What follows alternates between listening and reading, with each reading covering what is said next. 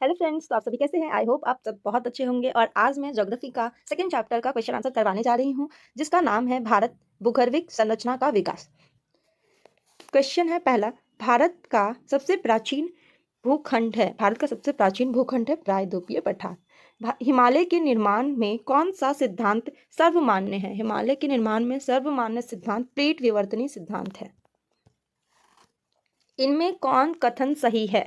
भारत का दक्षिणी भाग गोंडवाना का एक खंड है, तो ये तो सही है। दक्षिण भारत का अधिकतर चट्टान रूपांतरित है, ये भी सही है। दक्षिणी पठार की औसत ऊंचाई 400 से 900 मीटर तक है, ये भी सही है। तो हमारा आंसर हो गया उपयुक्त में से सभी। कौन कथन सही नहीं है पूछ रहा है, तो इनमें कथन कौन सही नहीं है? भारत के तटीय भाग में संकरीय मैदान मिलते हैं, तो ये तो सही है। भारत के उत्तरी भाग में जलोढ़ मिट्टी मिलती है, हाँ ये भी सही है। भारत का पहाड़ीय भाग भारत का सबसे पुराना भाग है, नहीं। भारत का प्रायद्वीपीय पठार सबसे पुराना है, हिमालयी पहाड़ भाग सबसे पुराना नहीं है। मालवा पठार अरावली और विंध्य के बीच है, ये सही है। तो हमारा आंसर हो गया सी। विचार कीजिए, 250 मिलियन वर्ष पूर्व सभी महाद्वीप स्थलखंड के रूप में एकत्रित, जिसे पेंजिया कहा गया। कथन सही है या नहीं? कूट के मदद से पूछ रहा है, तो ये तो हमारा सही है। पेंजिया के चारों तरफ जलीय भाग को पेंथालासा कहा जाता है, हाँ तो ये भी सही है। पेंजिया शब्द का प्रयोग सर्वप्रथम एल्फ्रेड वेगनर ने किया था, ये भी सही है। तो पूछ रहा है सही है इसमें कौन, तो ये सभी सही है। 1 2 3। निम्नलिखित में कौन देश या महादेश अंगारा लैंड या लॉरेंसिया का हिस्सा है?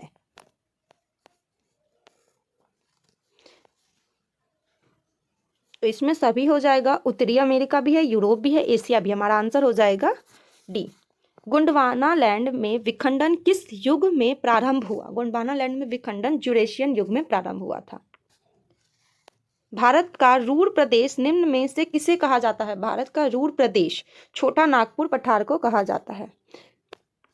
प्रायद्वीपीय भारत कहा जाता है वैसा हिस्सा जो तीन तरफ जल से घिरा हो एवं एक तरफ स्थल से घिरा हो।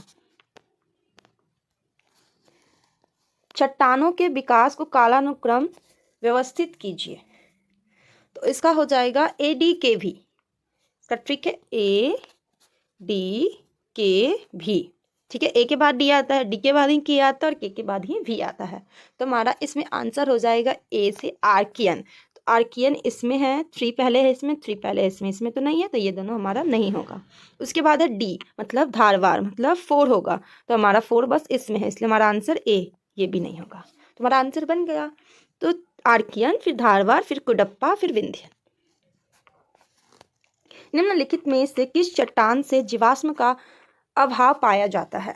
चट्टान में जीवाश्म का अभाव पाया जाता है, तो वो है दोनों में पाया जाता है, आर्कियन क्रम में भी और कुडप्पा में भी। निम्नलिखित में से कौन सा मरुस्थल है? मरुस्थल है सिंधु क्षेत्र मरुस्थल है।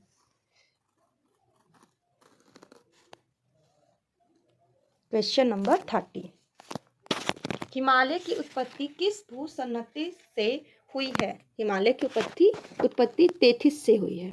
निम्नलिखित में से कौन सी चट्टान प्रणाली भारत में नवीनतम है? तो भारत में नवीनतम गोंडवाना है। भारत के दक्कन के पठार पर बेसाल्ट निर्मित लावा सैलों का निर्माण हुआ है क्रिटेशियस युग में। लघु हिमालय स्थित है मध्य में। लघु हिमालय हमारा स्थित है शिवालिक और महान हिमालय के बीच।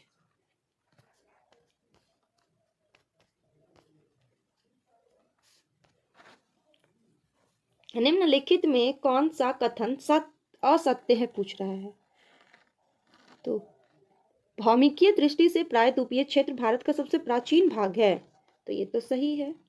हिमालय विश्व में सबसे नवीन वलित पर्वतों को प्रदर्शित करता है, ये भी सही है। भारत के पश्चिमी समुद्री तट का निर्माण नदियों की जमाव क्रिया द्वारा हुआ है, नहीं, ये गलत है। पश्चिमी समुद्री तट का निर्माण नदियों के जमाव के द्वारा नहीं हुआ है। भारत में गोंडवाना शिलाओं में कोयला का बृहद भंडार है, ये तो सही है। तो यही गलत था, तो हमसे असत्य पूछा, इसलिए हमारा आंसर हो जाएगा सी। गोंडवाना लैंड के टूटने का क्रम प्रारंभ हुआ है जुरैसिक युग में। निम्नलिखित में से भारत में कोयला उत्पन्न करने वाला भौमिकीय समूह है गोंडवाना। क्वेश्चन 20। भारत से उपबंध पुरा चुंबकीय परिणामों के संकेत मिलते हैं कि भूतकाल में भारतीय स्थल पिंड सरका था उत्तर की ओर। इसमें सूची 1 को सूची 2 से सम्मिलित करना है नीचे दिए गए कोड की सहायता से। तो हमारा हम इसका ऑप्शन देखते हैं कि क्या क्या है। दक्कन ट्रैप, दक्कन ट्रैप है क्रिटेशियस आदि नूतन, क्रिटेशियस आदि नूतन। 3 पश्चिमी घाट, पश्चिमी घाट है उत्तर नूतन में। Aravalli, Aravalli Precambrian. और नर्मदा ताप्ती जलोढ़ ये है अत्यंत नूतन। तो हमारा आंसर हो जाएगा।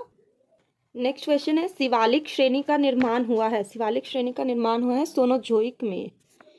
अब है 23। भारतीय उपमहाद्वीप मूलतः एक विशाल भूखंड का भाग था जिसे कहते हैं।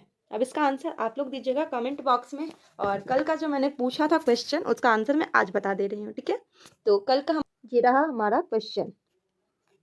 पूर्वी और सबसे पश्चिमी बिंदु पूछ रहा है। तो सबसे पूर्व में है हमारा अरुणाचल प्रदेश और सबसे पश्चिम में हमारा गुजरात। तो हमारा आंसर हो जाएगा डी।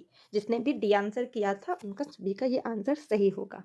चलिए इसी के साथ मैं अपने इस वीडियो को समाप्त करती हूँ। और नेक्स्ट वीडियो आएगा जिसमें चैप्टर 3 का क्वेश्चन आंसर रहेगा और वो सबसे ज़्यादा इंपॉर्टेंट है। तो आप उसको ज़रूर से ज़रूर देखिएगा और उसको देखने के लिए मेरे चैनल को सब्सक्राइब कर लीजिए। Thank you so much. Video पसंद आए तो लाइक शेयर सब्सक्राइब करिएगा।